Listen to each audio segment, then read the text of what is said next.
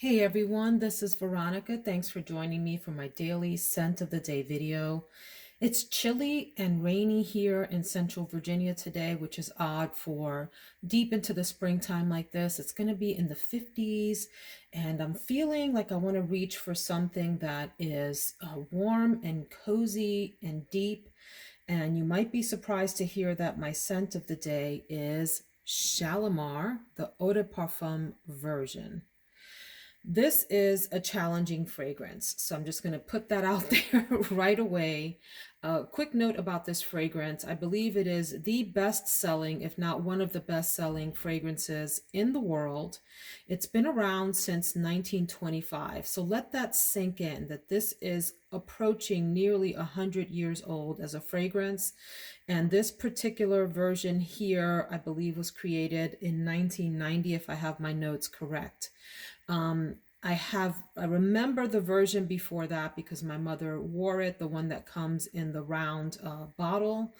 And so this is a newer version. I love the bottle. I think it's very dainty, very pretty. This fragrance, however, is one that you absolutely need to be in the mood for, or it will wear you. I'm a little nervous to wear it today and plan to only spray a couple of sprays. I have a sample spray here on my hand, if you will, a test spray rather, that I've been working from today. And I keep coming back to this and spraying it and thinking there has to be a right time to wear this for a whole day. And today is that day. Let me say that it could be in the same family as Dior Addict. Now listen up. Dior Addict fans. I have worn Dior Addict too, and it is a much richer, opulent, very deep, sultry, gourmand fragrance. This is not. This is considered an amber spicy fragrance, but I could see them being cousins to each other. There's something in here that reminds me a little bit of the Dior Addict fragrance. They're not the same. I'm not saying that one is a dupe for the other or that they're even like twins or sisters in the same family. They're like cousins or second cousins or something like that. So Shalimar is one of those, I call it the everything in the kitchen sink perfumes because it has so many notes in it. You have a lot of citrus at the top, bergamot, lemon, mandarin orange. You get cedar. So you do get this initial burst of what I would consider a woody citrus right away when you spray this on. And then as it settles down, the middle and the base notes start to come through. You keep a little bit of that citrus all the way through, but mostly this becomes a like a deep floral. To me, it does lean gourmand. It does. That's what I have to say. The middle is iris, patchouli, vetiver, jasmine, and rose. And then in the base, you get these really complex notes: incense, vanilla, leather, opopanax, sandalwood, civet, tonka bean, and musk. So the thumbnail for this fragrance is what it makes me think of. It feels very sort of, is amber a no? Amber's not a note in here, but it feels very ambery to me.